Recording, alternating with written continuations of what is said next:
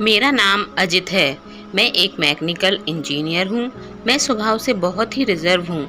इस कारण कभी मेरी लड़कियों से ना ज़्यादा दोस्ती रही है, ना कोई मेरी गर्लफ्रेंड बनी है। अब मेरी जॉब लग गई थी और घर वाले अब मेरी शादी की बातें करने लगे। घर पर कई तस्वीरें और बायोडाटा आने लगे। उसमें से मुझे अंजलि देखते ही पसंद आ गई। बायोडाटा से पता चल रहा था कि वो अच्छी पढ़ी लिखी थी। मैंने अपने घर वालों से कहा कि मुझे लड़की पसंद है। हम लोग अंजलि के घर उसे और उसके परिवार को देखने गए। फिर जब अंजलि चाय लेकर आई, खुले बाल और हल्के नीले रंग की साड़ी में वो बहुत ही सुंदर लग रही थी। फिर घर वालों ने हमें एक कमरे में बातें करने भेजा। कमरे में वो चुप थी। उसके चेहरे पर इतनी खुशी नहीं थी। मेरा दिल धड़क रहा था। मुझे लगा कि उसे मैं पसंद नहीं हूँ। फिर मैंने ही बात शुरू करते हुए कहा कि आप क्या करती हैं। उसने मेरी तरफ घूर कर देखा और कहा कि आपने बायोडाटा देखा नहीं तो मंगाया क्यों था। उसकी बात सुनकर मुझे लगा कि वो मुझसे कोई इंटरेस्ट नहीं दिखा रही है। फिर मैंने उसे डायरेक्टली पूछ लिया कि आपको मैं पसंद नहीं हूँ। वो बोली, मेरे पसंद की बात नहीं है, आप खुद मुझे नापसंद कर देंगे, मुझे पता है। उसने कहा, अभी मैं आपको ऐसा कुछ नहीं दिखाने वाली हूँ कि आप वो देखते ही आप शादी के लिए मना कर देंगे।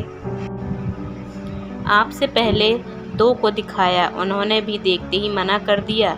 यह कहकर उसने अपने खुले बाल जो पीछे थे उनको आगे किया। इतने में ही कमरे के बाहर से आवाज़ आ गई और उसकी माँ कमरे में आ गई। शायद उन्हें भी पता था कि वो हर लड़के के साथ ऐसे ही बातें करती है और कुछ बताती है। उसकी मम्मी ने कहा, चलिए बाहर, सब आपका इंतज़ार कर रहे हैं। अंजलि ने अपनी माँ की तरफ देखा। मैं बाहर आ गया और बाहर मेरी माँ और पिता, जिन्हें मेरी शादी की जल्दी थी, वो भी मेरे मुंह से बस हाँ सुनना ही चाहते थे। मेरे आते ही मेरी माँ मुझे बाहर ले गई और पूछा कि क्या तुझे लड़की पसंद है। मैं मना नहीं कर पाया, लेकिन एक बात मुझे खटक रही थी कि आखिर वो क्या बताने वाली थी। उसकी मम्मी जिस तरह से जल्दी से कमरे में आई, मुझे बाहर ले गई, लगा ऐसा जैसे वो हमारी बातें ही सुन रही थी। मैंने शादी के लिए हाँ कर दी।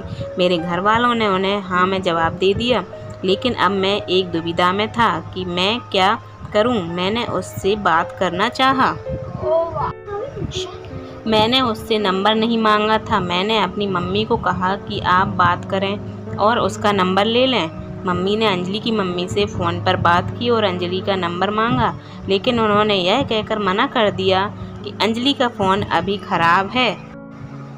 मम्मी यह कह रही थी कि वो लोग शादी के लिए जल्दी कर रहे हैं। इन सब बातों से मेरे मन में कुछ अजीब सवाल आने लगे। एक शाम जब मैं ऑफिस में था, तब मुझे एक अननोन नंबर से कॉल आता है। फ़ोन रिसीव किया तो अंजलि थी। वो बोली कि मम्मी ने मेरा फ़ोन ले लिया है, मैं कुछ बहाना करके अपनी फ्रेंड के रूम पर आई हूँ, उसी के नंबर से फ़ोन कर रही हूँ। क्या तुम मुझे अभी मिल सकते हो? मुझे वैसे भी उससे मिलना था। अंजलि के बताए एड्रेस पर मैं जल्दी से पहुंचा। वो उसकी फ्रेंड का रूम था। मैंने जाते ही पूछा, उस दिन की बात अधूरी रह गई थी और तुम्हारी मम्मी तुम पर नज़र क्यों रख रही हैं? अंजलि बोली, मैं तुम्हें कुछ दिखाना चाहती हूँ। अंजलि आज भी बाल खोल कर आई थी। वो पीछे मुड़कर और अपने खुले बालों को पीठ से आगे की ओर किया। तब मुझे पता चला कि वो क्या दिखाना चाहती थी। उसकी गर्दन पर एक टैटू था, सुयश नाम का। अंजलि बोली कि मैं एक लड़के से प्यार करती थी और हम दोनों शादी भी करना चाहते थे। मैंने उसी के नाम का टैटू करवाया था।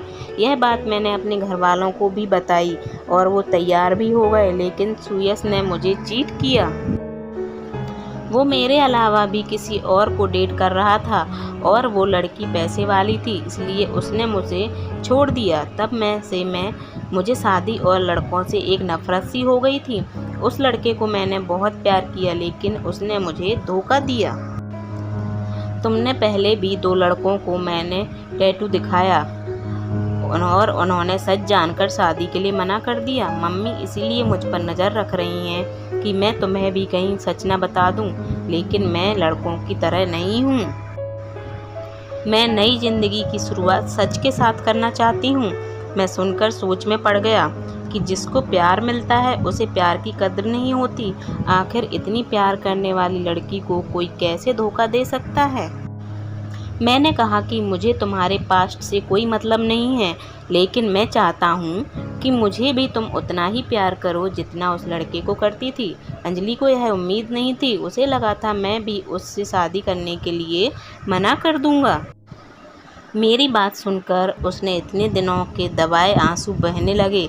मेरी शादी अंजलि से हो गई और मैं अपने आप को बहुत खुशकिस्मत मानता हूँ कि मुझे अंजलि जैसी सच्ची और प्यार करने वाली लाइफ पार्टनर मिली।